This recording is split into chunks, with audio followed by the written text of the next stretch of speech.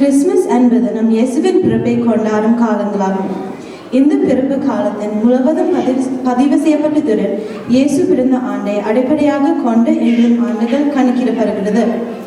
மேசியாவின் பிறப்பு பல்வேறு வேத புத்தகங்களில் முன்னிலைவைக்கப்பட்டது. முறைப்பட்டது. அது நோக்கம் திட்டத்தின் மூலம் நிறைவேற்றப்பட்டது. இந்த கதையின் ஒவ்வொரு விவரமும் மக்கள் எப்படி அறிந்து கொண்டார்கள் என்பதில் நம் ஆண்டவரும் ரட்சகருமான இயேசுவின் பிறப்பு தருணத்திற்கும் இந்த உலகத்தில் அவரின் வரவேற்பிற்கும் அனைத்தும் தேவனால் ஒரு நொடி கூட தவறாமல் திட்டமிடப்பட்டது. இது தாங்கள் யோசிக்கப்பட்டு கொண்டிருக்கும். வேறுபடி நடந்தால் எப்படி இருக்கும்? தேவன் காபிரியேல் தேவதூதனை கலிலேயாவின் நசரேத் என்ற நகரத்திற்கு அனுப்பினார். மரியாளின் கன்னிப்பெண் யோசேப் என்ற வாலிபனுக்கு நிச்சயிக்கப்பட்டவளாக இருந்தார். காபிரியேல் மரியாளுக்கு விரைவில் அவள் ஒரு பையனை பெற்றிருப்பாள் என்றும் அவனுக்கு இயேசு என்ற பெயரிடுப்பான் என்றும் தெரிவிக்கிறார். ஆனால் காபிரியேலுக்கு திசை அறிவுதல் தவறு இருந்தால் என்னாகும்?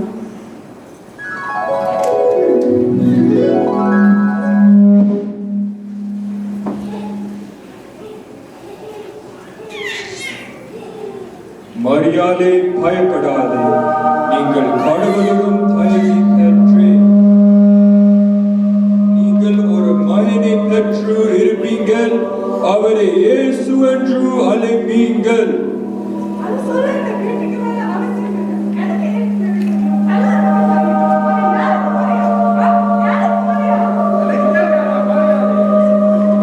இது 208 நாசரேத் ஸ்ட்ரீட் இல்லையா? ஐயோ, எனக்கு தெரியும், நான் வழியை கேட்டிருக்கோம். காபிரியேல் மரியாளை சந்தித்த 6 மாதங்களுக்கு முன்பு அவளது உறவினரான எலிசபெத்தையும் கணவரான சக்கராயவும் சந்தித்தார். அவர்கள் முதியவர்களாகவும் குழந்தைகள் இல்லாமலும் இருந்தார்கள். அவர்களுக்கு குழந்தை பிறப்பு அறிவிக்க வந்தார். சக்கராயா அதை நம்பாமல் தேவதூதனை கேள்வி கேட்டார். அதற்கு காபிரியேல் சக்கராயாவை அவருக்கு குழந்தை பிறக்கும் வரை வாய் பேச முடியாதபடி செய்தார். கடவுளின் செய்தி கிடைத்ததும் மரியாள் விரைவில் அங்கு 3 மாதங்கள் தங்கி பிறகுதான் வீட்டுக்கு திரும்பினார். அந்த காலத்தில் அமைதியாக இல்லாமல் பேசி இருந்தால் என்ன நடக்கும்? எனக்கு நம்பவே முடியாது. நீங்க இவ்வளவு சாமா கண்டுபிடிச்சீங்க ஃபேஸ்புக் மார்க்கெட் பிளேஸ்ல. அதை பாருங்க, இல்லை நாங்க 2 பேரும் குடும்பத்தில் விட்டுட்டேன். ஆனால் எனக்கு ஆசைமா இருக்கு சக்கராய் இவ்வளோ வாங்கி விட்டுறது. அதை பற்றி கவலையே பட வேணாம். அவர் ஒன்றுமே சொல்ல முடியாது. எனக்கு அவருக்கு தெரியும், சந்தோஷமான மனைவி இருந்தால் தான் சந்தோஷமான வாழ்க்கை. இதுக்கு பிறகு நாங்கள் லஞ்ச் போய் சாப்பிடுவோமே. சரி, ஆனால் நீங்க நினைக்கலையா இவ்வளோ காசு சேமிச்சுட்டாங்க, நாங்கள் வீட்டுக்கு போய் சாப்பிடுவோம். கவலையே பட வேணாம். அவர் ஒன்றுமே சொல்ல முடியாது இதை பற்றி. என் காலப்பாட்டு எவ்வளோ நாளாச்சுன்னு எனக்கே தெரியாது. அவரும் கால் மசாஜ் கொடுத்தா நல்லா இருக்கும். எனக்கு ஸ்பைஸாக கொத்ரொட்டி மாதிரி தோணுது. எனக்கும் தான் எப்படி இருக்கு இந்த பிளான்? சக்கரா வேணா போவோம் கொத்ரொட்டியை வாங்க. அந்த நேரத்தில் ஒரு குட்டி நித்திர கொல்லிட்டு அவர் வீட்டை வேணா அப்போ நாங்கள் சாப்பிட அவர் வீடு க்ளீன் பண்ணலாம். எப்படி இருக்கு இந்த பிளான்? அது சூப்பர். நான் இங்கே 3 மாதம் இருக்கு போகிறேன். சூப்பரா? இல்லை, அவ்வளவுதான். இது எனக்கு தாங்க இயலாது. நீங்க நெல்வா, நான் போறேன்.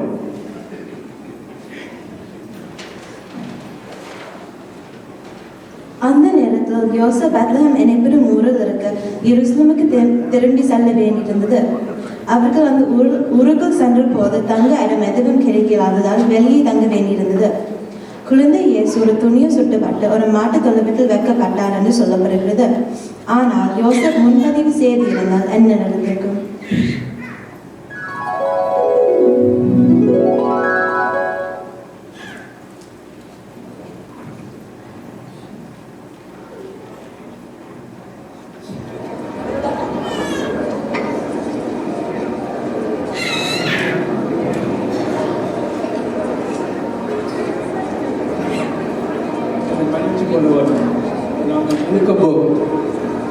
ஒரு இடமும் இல்லை.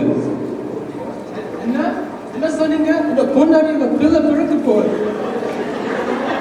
நான் சொன்ன நாங்கள் முழுக்க போவோம். வேணுமென்றால் ஒரு மாட்டு தொழுவத்தில் ஒரு இடத்தை கொடுக்கலாம். என்ன நானும் ஒரு மாடா எப்படி ஒரு குழந்தை அங்க பறிப்பு இருக்கிறது என்ன வயிற்றுக்கு இருக்கிறது ராஜாத்தே ராஜா தெரியுமா உங்களுக்கு நான் உண்மையா சொல்றேன், நான் ஒரு நாளும் அப்படி கேள்விப்படையில. ஆனா ரெசர்வேஷன் இருக்குது. அப்படி சொல்லிடலாம். நீங்க இங்க வாங்க. நல்ல காலம் முதலே இந்த திட்டம் வச்சுனீங்க எல்லாத்தையும் வீட்டு போய்க்க நல்ல ஆடி வாங்கி இருப்பீங்க. ஹேரோட் புதிய மன்னனை வரவேற்க 3 அறிவாளிகள் அனுப்பப்பட்டதாக கூறப்படுகிறது. அவர்கள் வழியை காட்டும் ஒரு நட்சத்திரத்தை பின்பற்றினார்கள். ஆனால் அவர்களுக்கு ஒரு இளைய சகோதரர் இருந்தால் என்ன?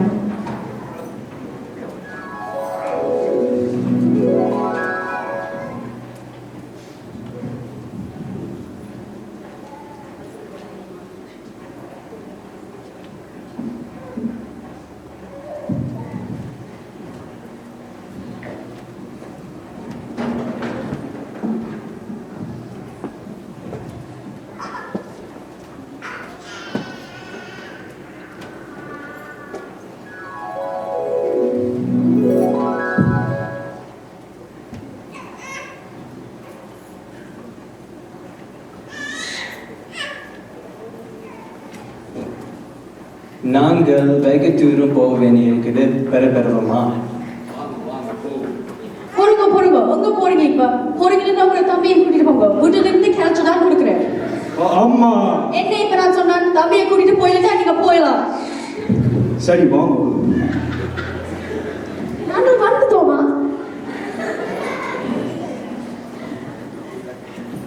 கர்த்தரின் தூதன் அருகிலுள்ள மேய்ச்சலில் தங்கியிருந்த மேற்குலோக்கு தோன்றினார். அந்த தூதன் பையனொருவர் பிறந்து துணியில் சுட்டப்பட்டு ஒரு மாட்டுத் தொழுவத்தில் கிடைத்துப்பட்டு இருக்கு என்று அறிவித்தார். பின்னால் பரலோகத்து தூதர்கள் கர்த்தரை ஸ்தோத்திரிக்க வரிசையாக தோன்றினார். ஆனால் அந்த மேற்பர்கள் ஆழ்ந்த தூக்கத்தில் இருந்தால் என்ன நடக்கும்?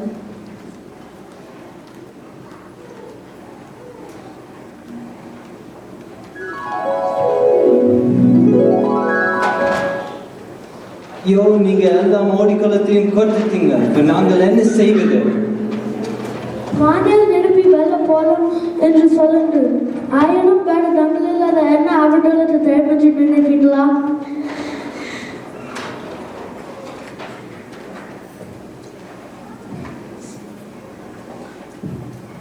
கர்த்தரின் தூதன் அருகிலுள்ள மேய்ச்சலில் தங்கியிருந்த மேற்பர்களுக்கு தோன்றினார். அந்த தூதன் பையனொருவர் பிறந்த துணியை சுட்டப்பட்டு ஒரு மாட்டுத் தொழுவத்தில் கிடைக்கப்பட்டு இருக்கு என்று அறிவித்தார். பின்னால் பரலோகத்து தூதர்கள் கர்த்தரை ஸ்தோத்திரிக்க வரிசையாக தோன்றினார். ஆனால் அந்த மேற்பர்கள் ஆழ்ந்த தூக்கத்தில் இருந்தால் என்ன?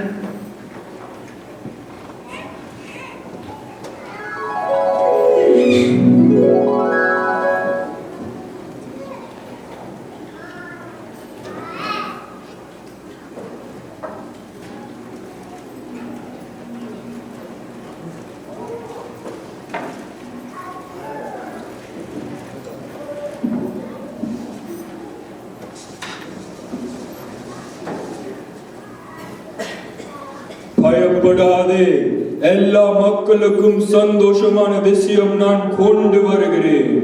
இன்று தாவீது நற்கருட்டில் ஒரு மேய்ப்பர்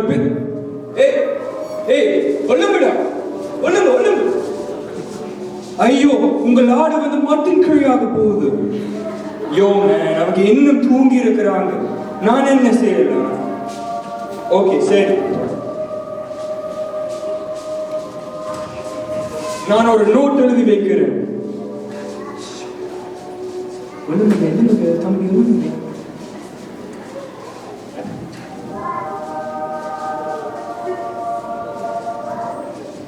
அவர்கள் அனைவரும் பெத்லெஹேமுக்கு வந்து குழந்தைக்கு பரிசுகளை வழங்கியதாக எழுதப்பட்டுள்ளது.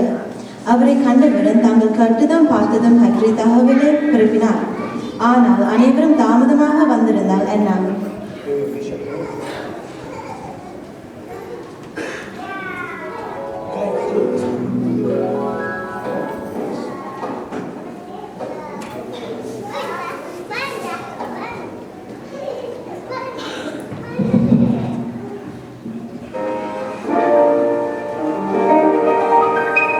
பிறந்த நாள் இன்று பிறந்த நாள், நாம் பிள்ளைகள் போலே தொல்லைகள் எல்லாம் மறந்த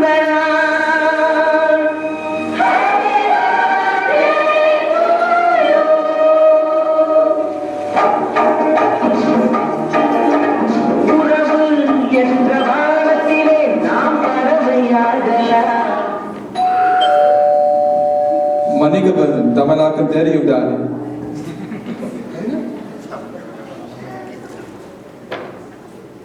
எங்களுக்கு இன்னொரு சாமி இருந்தது நாங்கள் கொஞ்சம் தாமதித்து விட்டோம் நாங்கள் எதையும் விட்டு விடவில்லை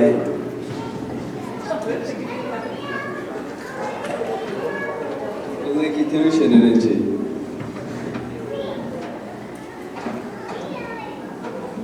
கொடுங்க பிள்ளை இந்த உண்மை ரொம்ப ரொம்ப அன்எக்ஸ்பெக்டட்